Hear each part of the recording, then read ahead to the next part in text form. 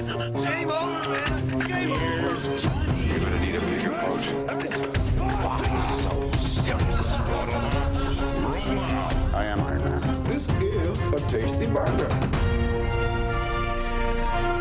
Welcome to the In Session Film Podcast. Welcome to this podcast review for June 10th, 2025, and I'm Jaded Duran. And I'm Brendan Cassidy. Hey, thanks for joining us, everybody, as we get our Eephus on this week. We bust out the catcher's mitt and the We're going back in pitcher's glove. time. We're going back in time for this one, all the way back to the month of March of this year. Yeah, going back a little bit, if you really want to get nerdy with it, we're going back to Cannes last year, which is where this film premiered. Premiered at Cannes. The Cannes Film Festival, in the Director's Fortnight section of the festival. Yeah, I think it premiered in the U.S. In like one of the New York festivals, if I'm not mistaken, even if the film made its official premiere at Cannes, but it didn't get released until 2025 in March, as we talked about there. So we're going back a ways for this one. This is a film that's been around for a little while. It has been around, and I heard good things when I'm trying to recall when the review went up at InSessionFilm.com. It might have been around March, maybe even earlier than that. I'm trying to recall here, but it was certainly some months ago, and it was a glowing review. It was certainly one that I had on my radar. It was from Alex, and it was written in September of 2024 for New York, the New York Festival. Yeah, September.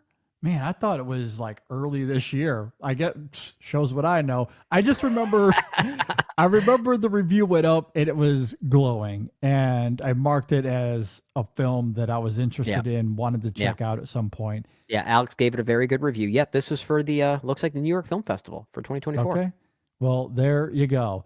I certainly do remember the review though, and to your point, once it came out here in the United States early on this year, I didn't even get to it immediately, but it was a film that I really wanted to see. And then I had a moment sometime, I think in late April, early May, something like that.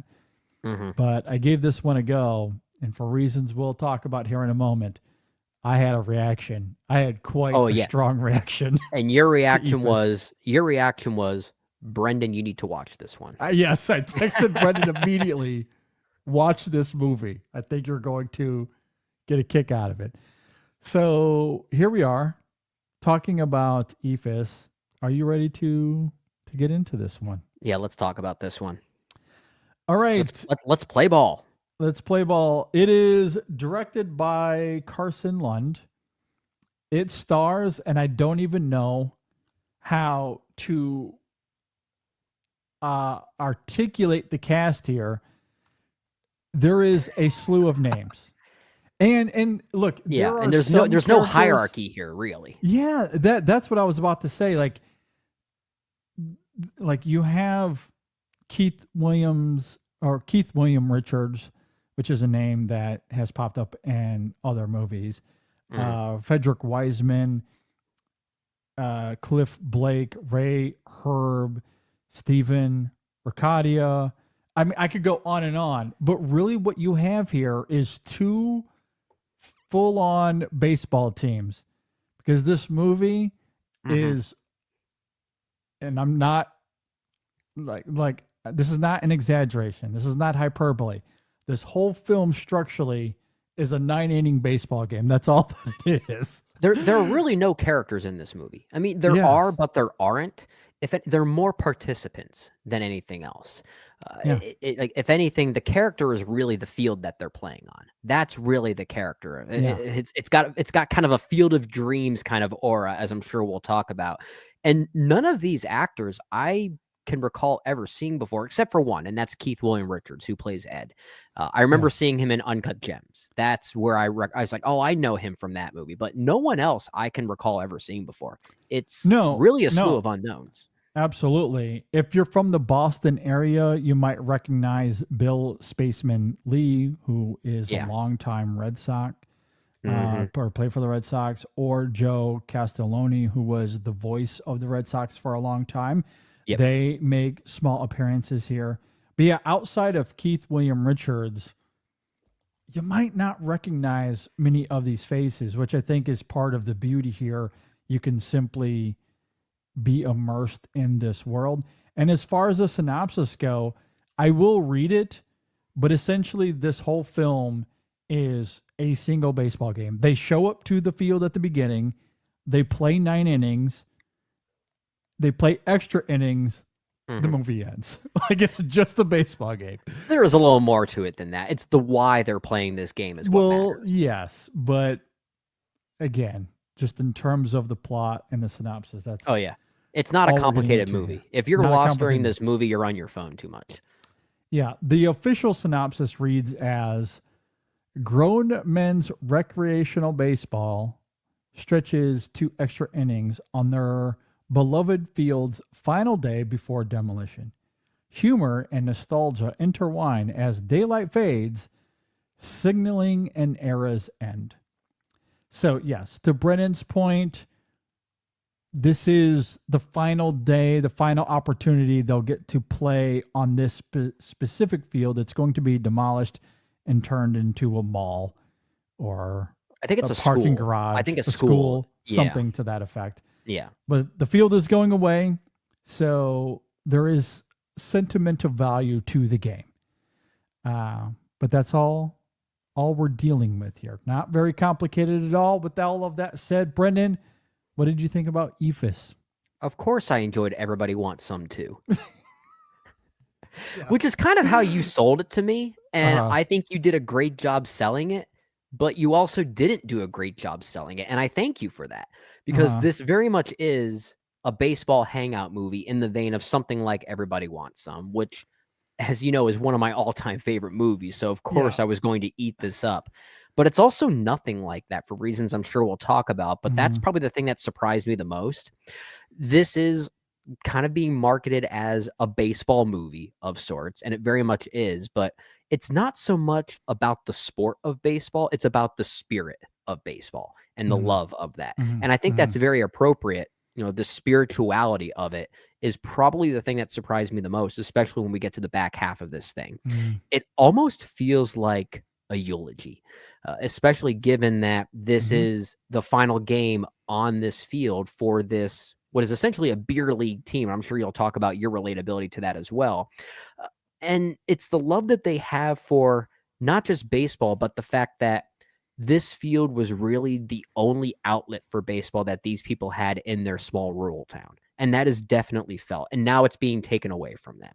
So the movie does feel like a eulogy in that regard, as if this heavenly aura surrounds this field while this final game commences. It's no coincidence that we hear church bells at every hour all the time here. It's clearly alluding to that spiritual side that it's giving into. And I love this movie for that reason. While I would argue this movie loves baseball, there's also a bit of a cynical, almost mean-spirited edge to it that only comes across because of how much these men love this sport. Because, like I said earlier, to see it essentially get ripped away from their small rural town, which is maybe this is the only way that they have this outlet to play this game, that is going to bring out the worst in these people. And you definitely get kind of a lack of finality by the end, which I found really heartbreaking. So it goes in directions I didn't expect. The first half, if anything, is what you sold me. And then the second half took it to a different level. So I really, really dug this movie. Yeah, I loved it. Absolutely loved it. It is one of my favorite movies of the year so far. We'll see how it plays out, but I'm not sure we'll see another film this year that hit me in the specific way this one did. I don't play baseball. I'm not much of a baseball guy, but as Brendan noted, I do play beer league hockey, and there's something about these guys getting together to play the sport they love on a cold October day, because it's the last time they'll get to play on their local field, that cuts really deep. The camaraderie on display in this film hit in such a singular way that's almost hard to describe. The way they joke around with each other, the way they move around like old guys who are past their prime, to me, it was immensely relatable. very, very relatable. Well, But no one blew out their knee, so I guess it's not no, fully relatable. yeah. But it's also the passion for the game they love. These guys don't care that it's cold. They don't care that the umpire threatens to leave the game several times. They don't care that it gets dark and it's hard to see the ball. They're going to play and they're going to finish this game. They are problems to solve, and there's some bickering as a result, but they're not going to let those things stop them from playing this game, partially because they simply love the game, yes, but as we've been talking about, there's sentimental value in this specific outing since it's going to be the last time they step on that field. And that idea really resonates with me. It might sound weird, especially if you're not into sports all that much, but there is a romanticism to this film that I think is really effective, a spirituality, as Brendan called it.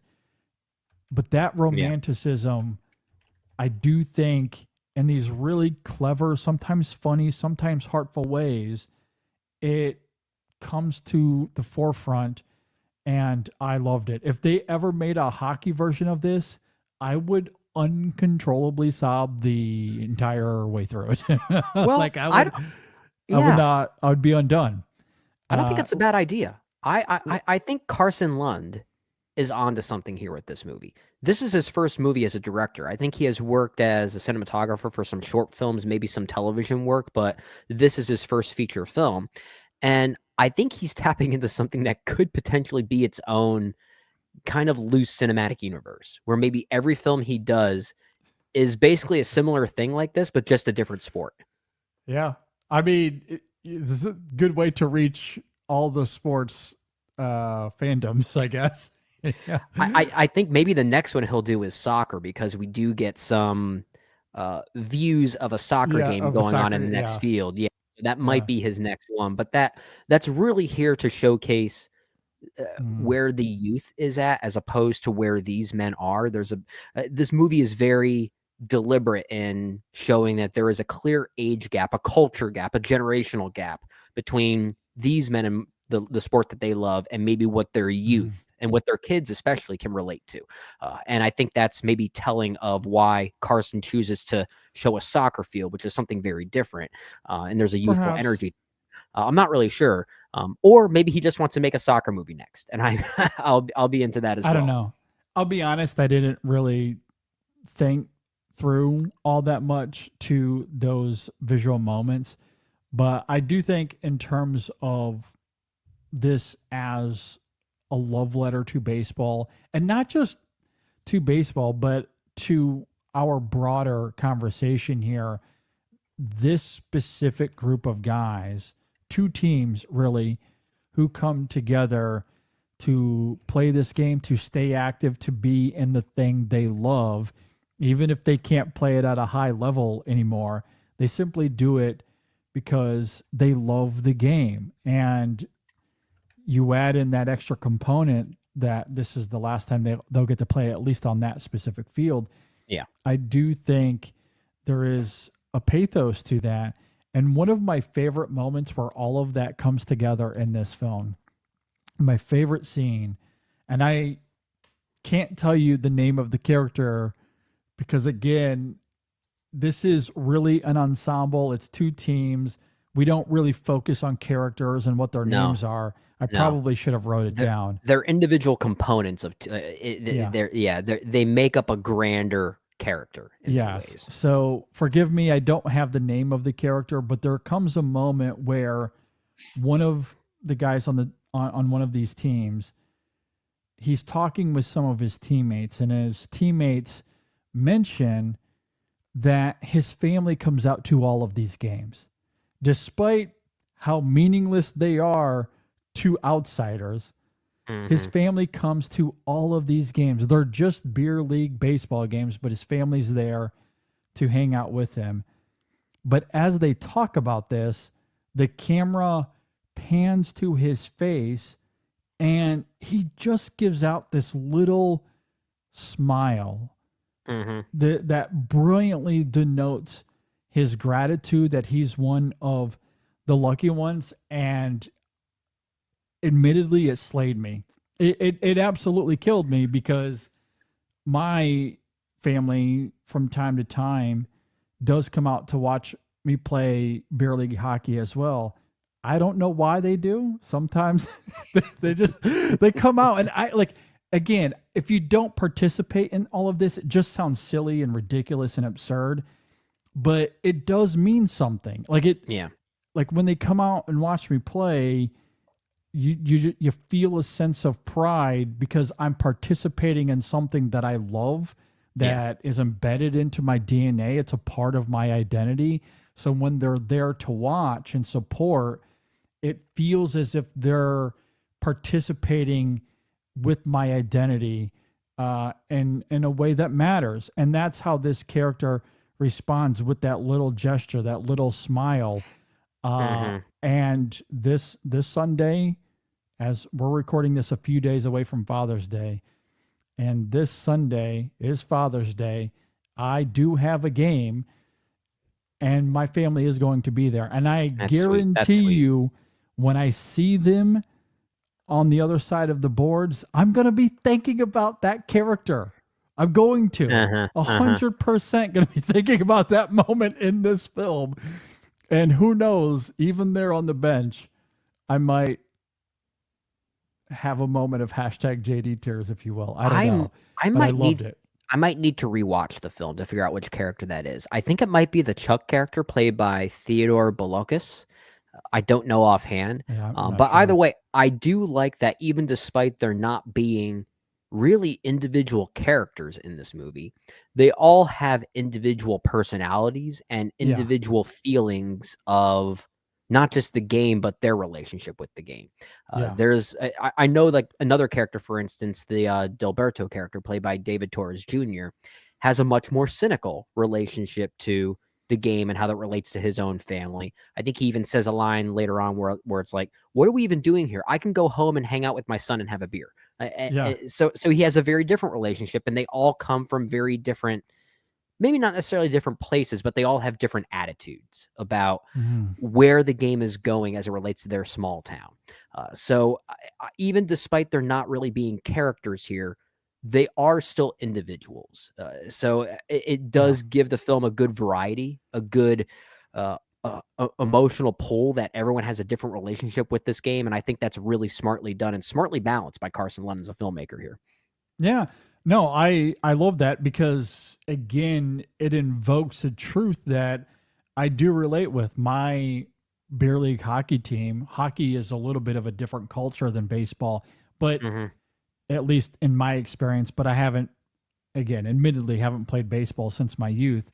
But the way they depict it here, it isn't too dissimilar. The way that our team in the locker room jabs at each other, the way it's full of very differing personalities, is exactly what we see in this film. There are some that are more vocal, that are cynical, that are more emotional. You have others that are quiet, that just play the game. You get all of those personalities here. Like, you know, we somewhat joked earlier that it's this film where these two teams simply come together and they play a game. That's the whole movie. I love the charm of that. And again, because I'm in this world a lot, at least on the hockey side of it, there's something about that simplicity that draws me further to this world. Oh, sure. Yeah. Because oftentimes that is my experience. I show up to the rink, I play the games, and it's not too specific. It allows you to relate to this situation then. Yeah. I love that. I mean, the only specificity here, as we talked about earlier, is some of the love of baseball they talk about. Some of the lingo is well, and it's invoked because this is the last game that they're going to play on the field. So there are a few times where that dialogue is brought up, you know, purposefully. But generally, like, a lot of the conversation here, and this circles back to exactly what you were saying, Mm-hmm. it could be about anything. Characters talking about their families at home. One character, his brother, I think, shows up in a car and has to leave because his niece is like getting baptized or something like that. They It's got to his get to the niece's church. christening, yeah. And I find that really funny that the character that has to leave is Ed, played by Keith William Richards, and he's the one actor that most people would recognize. And he's the one that has to leave early. And here's a nice little fun tie-in of sorts. Remember how I said most people might recognize that actor from Uncut Gems, right? Yeah. His family member that comes to pick him up, the character of Al, played by Wayne Diamond, was also the high roller in Uncut Gems. There you go. So apparently this movie owes a lot more to Uncut Gems than we realized. Carson Lund, big fan of Uncut Gems, apparently. And there's a lot of sports in that movie. Sports betting, maybe not sports betting, playing. That's true. I guess there is a parallel there, right? Because you had a professional basketball player in that film and an acting debut. And you have Oh, yeah, Bill and Lee you're right. in We this did one. have Bill Spaceman Lee in this one. In Yeah. this one, Yeah. Someone who made his debut with the Red Sox, I think in the late 60s, was it? I think it was 1969. Yeah. Yeah, legend in that era in the 60s, 70s, 80s. Yeah. But yeah, no, I love how grounded these characters are. They talk about their own lives, in their own way. And that's all this film is. Like it's kind of hard to talk about specifically because there's really not much conflict. The only conflict outside of the umpire leaving is it's night and we have no lights. What do we do? Yeah. Like that's about it. There is something a little unsettling about that final act when it does get dark. It almost feels like a ghost story all of a sudden. But I do think that's appropriate just given the spirituality and the heavenly aura I mentioned earlier. And it also goes back to Bill Lee's cameo here as this random pitcher that just shows up and no one really knows who he is. And he comes in and pitches an inning and he's really good.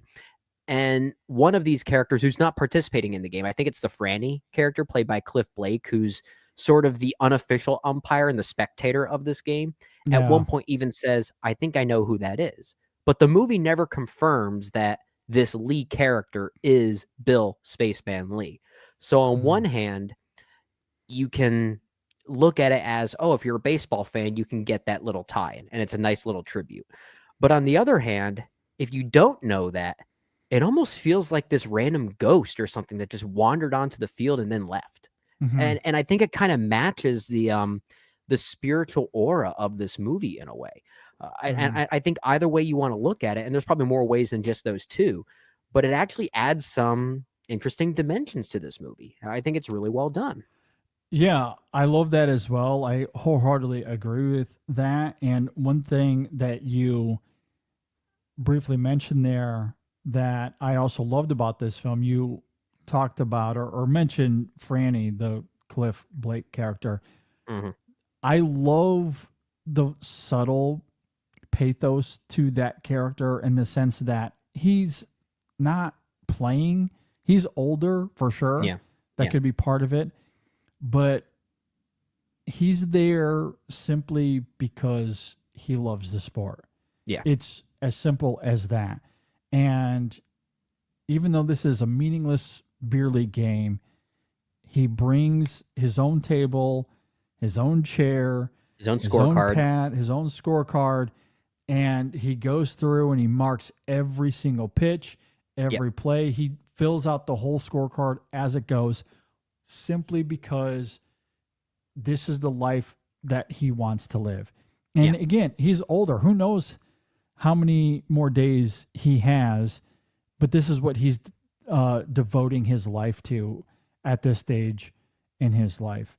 Mm-hmm. And there's something about that when coupled with the sentimental value of this game, the last one on this field, and even how he becomes involved as this, unofficial umpire by the end and simply doing the best he can from the score box or whatever. I was so charmed by it.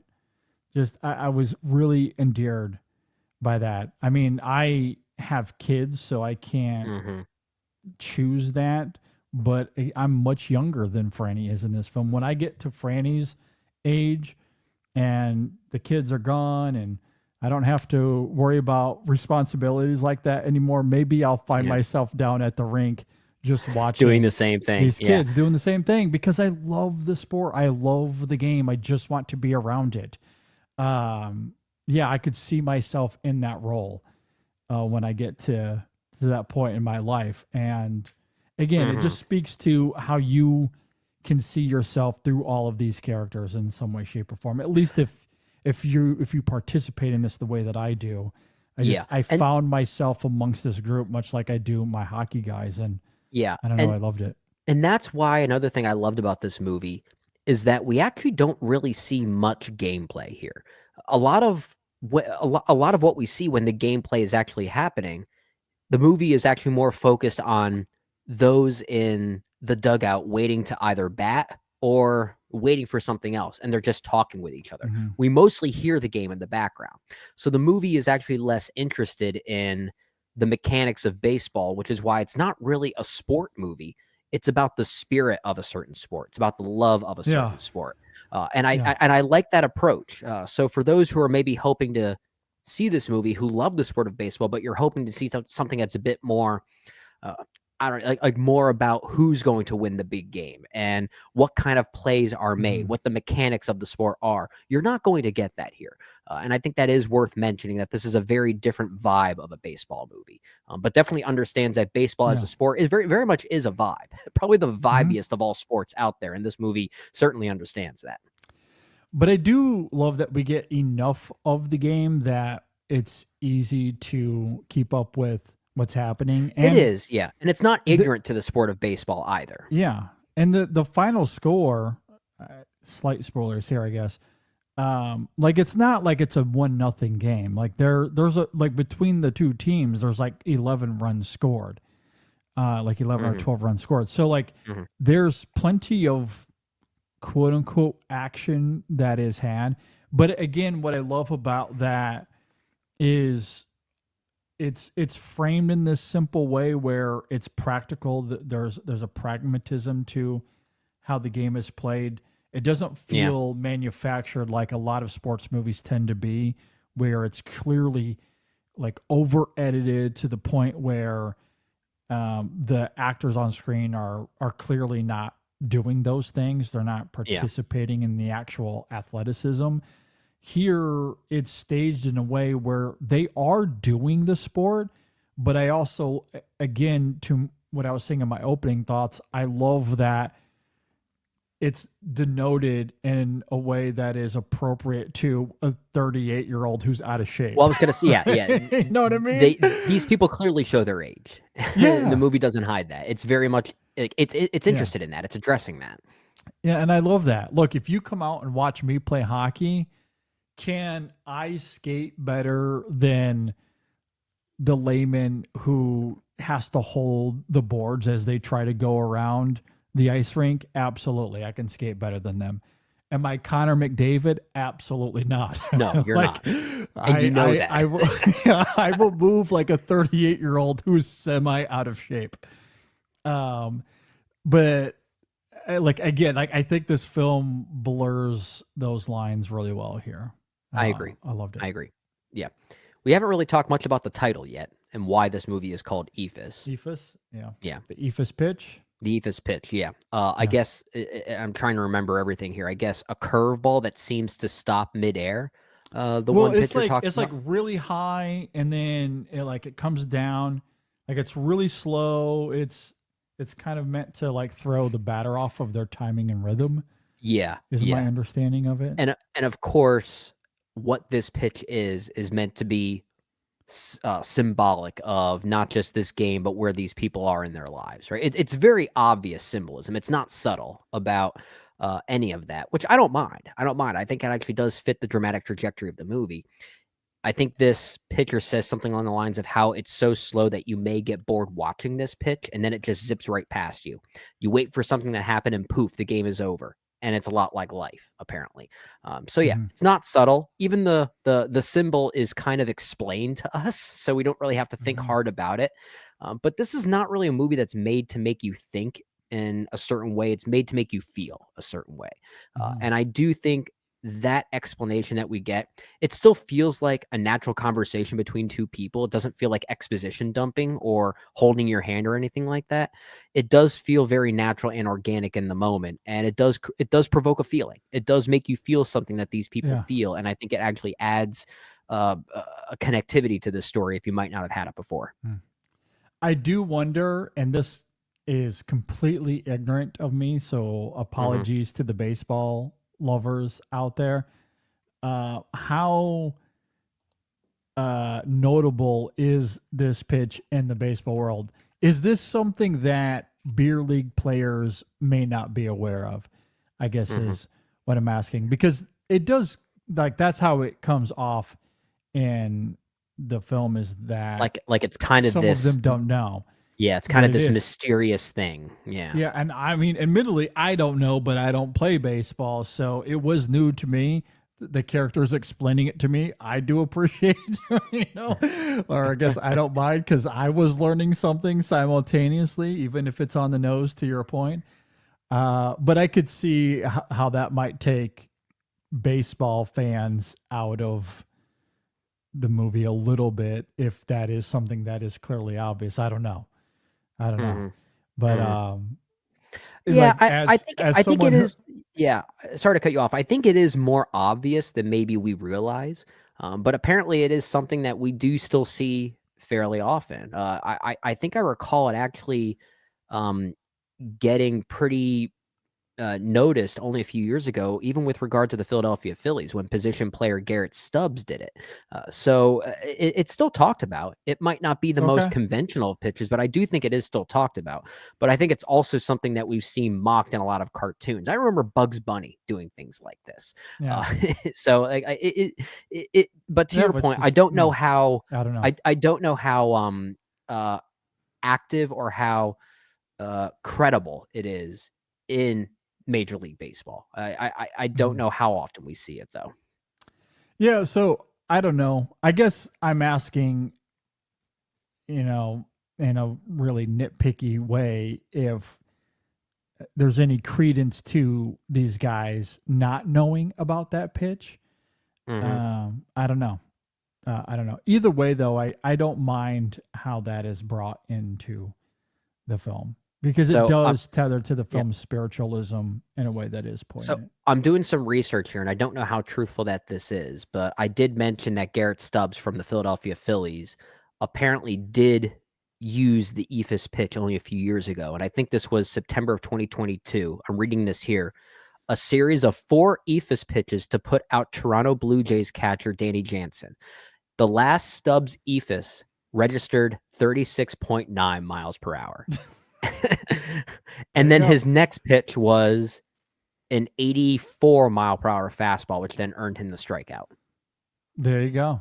There you go. That's one way to throw people That's off how you their rhythm. So I Yeah. guess it is still happening. There you go. Okay. Well, do you have anything else to add here about the film? I don't think this is the best movie of the year, but it might be my favorite. Yeah, I mean, I'm kind of in that territory as well. I mean, I can certainly think of better movies, but I really love this one a lot. I Yeah. really loved it a lot. It's it's one of those where some people aren't willing to distinguish between those two things, and I think that's perfectly fair. I don't have an issue with how anyone does their list. However you want to make your list, you make your list. I think that's fine. Yeah. It's just it's hard for me to say that this movie is actively better than Black Bag, for instance, right? Sure. But this is more of a me film. And sometimes Mhm. it's less so about favorite versus best and more so what film is tailor made for you. And you have to recognize when those films come about. Exactly. And that's the thing. Like, I would certainly argue that Sinners is a better movie. On Becoming a Guinea Fowl is a better movie. Black Bag is a better movie. There are going to be better movies this year. I just don't know if any of them will hit me in such a specific way like this one did.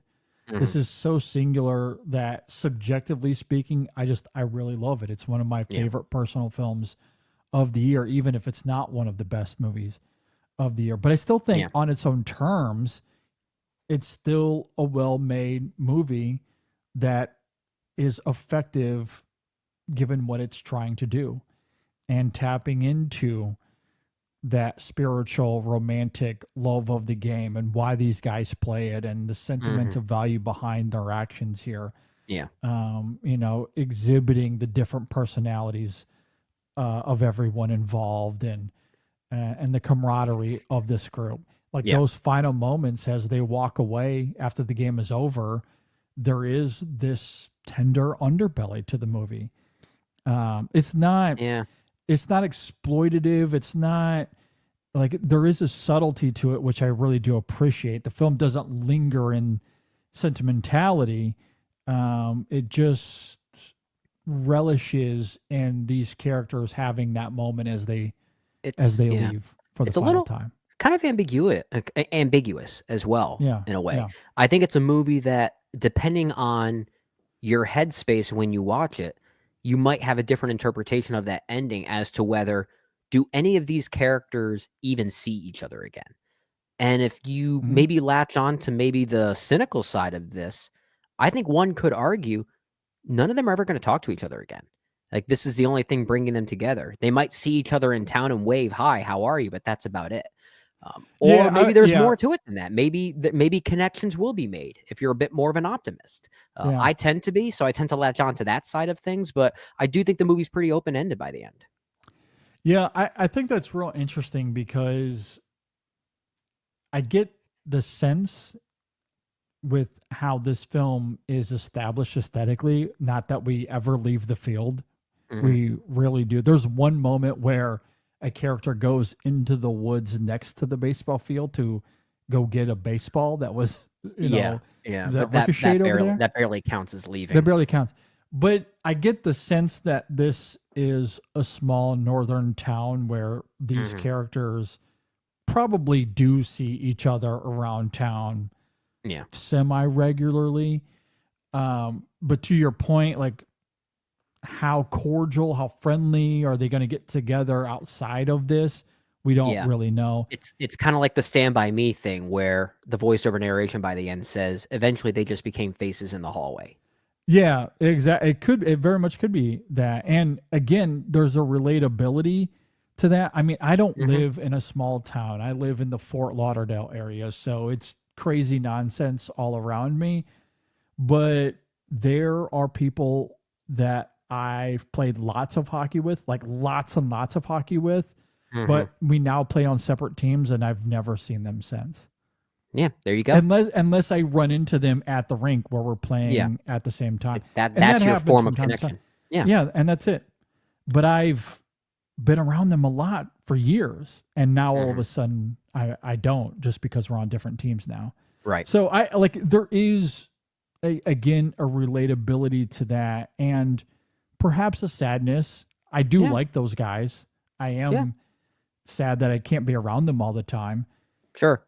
But life takes us in these various directions, and that's just something you also have to grapple with. But again, that's the romantic, spiritual element of this film that I do really like. So that ambiguity you talk about, I do think is quite a compelling aspect to how this film. Yeah, I love it. Absolutely love it. Okay, that is Eephus. I cannot recommend it enough. Please go watch it. You might have to be a little patient with it. Again, there's no conflict. There's no drama. It's literally this is not just Rookie of the Year. It's just the baseball game. These guys get together. They play 9+ innings. The movie ends. That's all this is. But I really liked it a lot. And it's available right now. You can go and rent it and give it a go. If you agree or disagree with anything we had to say, you can leave a comment below. If you're watching on YouTube, if you're listening on Apple Podcasts or Spotify, hit us up on social media, Facebook, Twitter, Instagram. You can always email us in sessionfilm@gmail.com. We have 2 other reviews out this week. Brendan and I talked about at length Wes Anderson's latest, The Phonician Scheme. You can go and give that one a listen. And guest hosts Megan Kearns, Max Vincent, writers at In Session Film, they filled in for us to talk about the John Wick spinoff film Ballerino. That was really, really good. So please go and check out that episode as well. They did a great job. Episode 639, we talked about our top 5 scores, film scores of the decade so far. I had an absolute ball with that. So go and give that a listen. And then stay tuned this weekend for episode 640. We are going to have a guest, and we are talking about best movies of the decade so far. So no small task. I hope you have your list ready to go. That's easy. Brendan. That's easy. Ready to go. Looking forward to that. And you can't change your mind once it's It's out locked there. in. Yeah. You Locked can in never forever. change it. Yeah. Never changes. Yeah. Stay tuned for that. Also, Women in Session this week. There's going to be a new episode for Women in Session. With that, thanks for listening, everybody. Thanks for watching. Go play baseball or hockey or whatever your sport is. And we'll see you next time on the In Session Film Podcast. I really do want a hockey version of Eephus. I want every sport.